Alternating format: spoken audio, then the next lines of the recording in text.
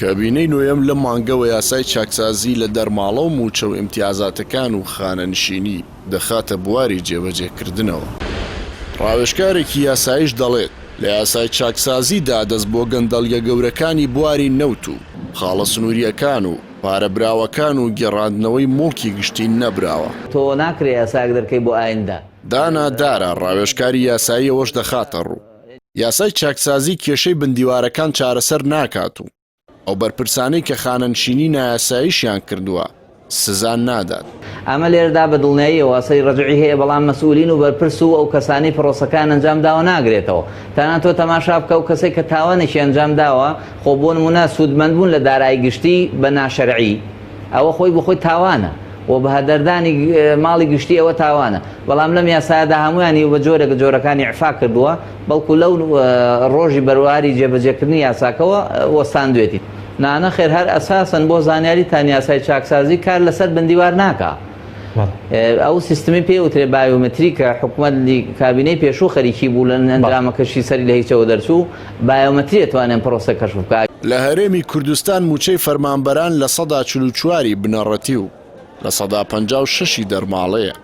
ڕاوێژکارێکی یاساییش ئاماژە بەوە دەکات قوڕەخەستەکەی یاسای چاکسازی بۆ موچەخۆرانی ڕاستەقینەیە و بە پێی مادەی 5 یاساکە دەسەڵات بە حکومەت دراوە دەرماڵەکان ڕێک بخاتەوە و بەمەش موچەی فەرمانبەران کەم دەکات. ئەمە بەبێ پشتیوانی یاسایی لە مانگەکانی پێشوە جێبەجێ کراوە. بۆ خۆتان بینیتان بە ڕێژەی تەمەعنە و سا 21 ڕاز نییەوە، خۆی سا 42 بۆ زانیاریت بۆ هەموو چۆن لە تۆ کە دوو مانگ موچەوەر نەگری لە سا 22ەکانی کۆ بکەیتەوە ئەو ناکە. هەروەها بۆ پلە باڵەکانیش 175 150 نییە و بۆ زانیاریتان ئەوە ڕێکی بکەیتەوە بۆ شێوەیە. ئەمەی کە لێرە مەترسیە ئەوە کە پشتیوانی یاسایی نەبوو ئەم ڕێکارە بە بڕیارێکی ئیداری وەرگیراوە. سبەینێک کە ئەم یاسایە جێبەجێ کراوە و باوەڕ ناکەم ئەم پرسە ینی لا بکاتەوە بەلایەکە کەمە گەورەترین ئیشکال لەسەر یاساکە بەلای ئەوەی پێوترێت نوخبەی سیاسی، بەلای ئەواندا لێک بەڕاستی لا ناکاتەوە، زیاتر پێزەکاتەوە بەلای هاوڵاتیانی موچەکەم و داماو کە موچەکانیان نزم ئەوەی کە پێوترێت دەرماڵە و موچە لە مانگی داهاتووی بینن کارەساتەکە چۆنە بێ.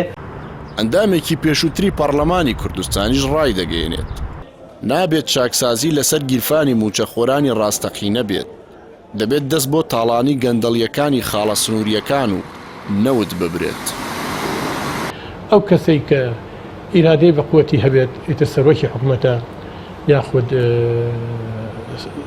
سەرۆکی و هەرێمەی هەشتێک ئیرادەی بەقوت بێت بتوانێت پەرژەوەندی خۆی و بنەماڵە و خێڵ و حیزبەکەی بکاتە قوربانی پەرژەوەندی نیشتیمان و هاو نیشتیمانیان ئەتوانێت هەچی شتەبی کار چاکسازی کە نابێت تەنها لە خەرجیا بکرێت، خەرجیش لە کەرتێکە کە کەرتی وەزیفیە بکرێت بە تاقی تەنیا، بەڵکەوەی کە هەیە پێویستە کە تۆ چاکسازی دەست پێ ئەکرێت بە ئیرادەیەکەوە بێت ئەو چاکسازیە لە داهات و لە خەرجیا بکرێت لەبەرەوەی کە تۆ باسی ئابوووریەکەی ئابووری بدیێ لە داهات و لە خەرجی کە بتێ ئابوووریەکە و بەرەو چاکی بەریت ئەبێ لە هەردووکیان چاکسازی بکەیت.